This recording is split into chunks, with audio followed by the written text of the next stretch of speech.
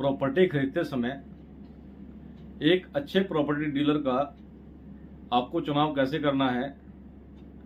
अगर आपसे इस मुद्दे पे कोई चूक हुई तो आपको लाखों रुपए का चूना लग सकता है।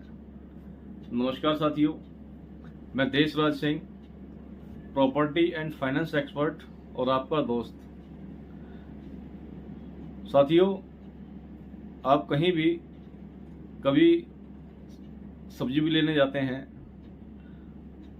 जो कि 50-100 रुपए की लेते हैं, तो भी आप उसको बार बार आलू प्याज को छांट छांट के देख देख के लेके आते हैं।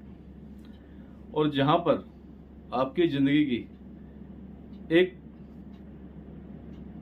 बहुत मोटी कमाई, पूरी जिंदगी की जो आपने पैसा इकट्ठा किया, उस पैसे से जो आप प्रॉपर्टी लेने वाले हैं, अगर उस प्रॉपर्टी को लेते समय जो प्रॉपर्टी डीलर आपको वो प्रॉपर्टी दिलवा रहा है, उसका चुनाव करते हुए कहीं आपसे चूक हो गई तो बहुत बड़ा नुकसान में आप लोग जा सकते हैं।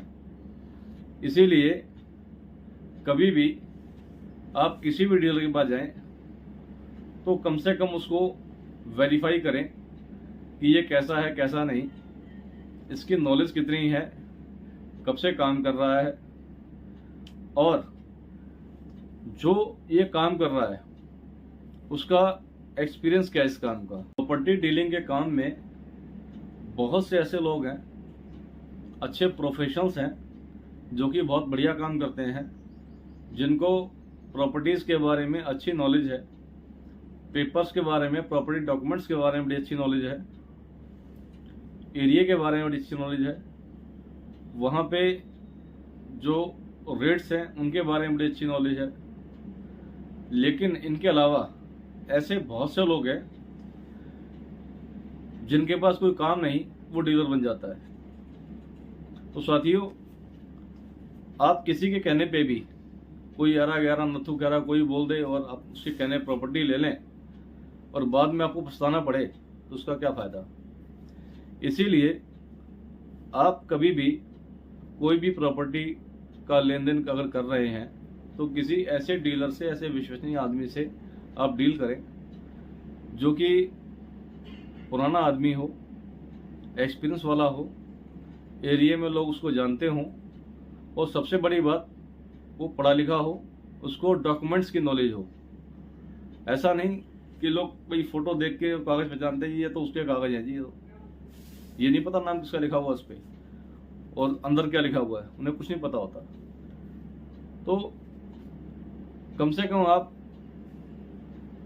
इतना बड़ा काम करने जा रहे हैं अपनी जिंदगी में, तो सोच समझ के फैसला लीजिए कि जो डीलर आपको प्रॉपर्टी दिलवा रहा है उसके बारे में आप थोड़ा सा ये जानिए कि उसकी क्वालिफिकेशन क्या है, उसकी नॉलेज क्या है, उसको आप वेरीफाई कीजिए। प्रॉपर्टी की डील करते समय आप कुछ बातों का ध्यान रखें। सबसे पहली बात तो ये कि जिस डीलर से आप प्रॉपर्टी ले रहे हैं, उस डीलर के साथ में एक वैलिड एग्रीमेंट कीजिए। उस एग्रीमेंट में आप वो सारी चीज़ें लिखिए जो जो डीलर आपके लिए करने वाला है, जैसे कि प्रॉपर्टी दिखाना, प्रॉपर्टी की डील करवाना, प्रॉपर्टी की पेमेंट करवाना, प्रॉपर्टी की रजिस्ट्री करवाना, और जो भी उसके साथ जो ब्रोकरेज तय हुई है, आपकी जो भी कमीशन तय हुआ है, वो भी इसमें एग्रीमेंट में लिखिए।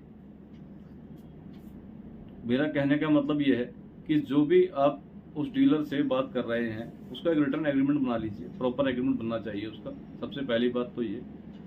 दूसरी बात, आपने कोई प्रॉपर्टी उससे ले ली है, उसके थ्रू देख ली है, और वो प्रॉपर्टी आप ले रहे हैं, आपकी डील फाइनल हो रही है, तो उसमें क्या करना है, आपने एक एग्रीमेंट टू सेल, जो कि प्रॉपर्टी की रजिस्ट्री होने से पहले आपके बयाने के टाइम पे होता है, वो एग्रीमेंट टू सेल आप जब करवाएं तो कई बार क्या होता है कि जो प्रॉपर्टी डीलर होते हैं, इनके पास में एक स्पेसिफिक फॉर्मेट एक पड़ा होता है, प्रिंटेड फॉर्मेट, उसी में नाम वाम खाली होते हैं, एड्रेस खाली होते हैं, भर देते हैं उसी को। ऐसा ना करें, उस एग्रीमेंट को ना बना के एक प्रॉपर उसकी ड्राफ्टिंग करवा के स्पेसिफिक एक एग्रीमेंट टू सेल, जो प्रॉपर्टी आप ले रहे हैं उसके लिए एक स्पेसिफिक एग्रीमेंट बनवाइए।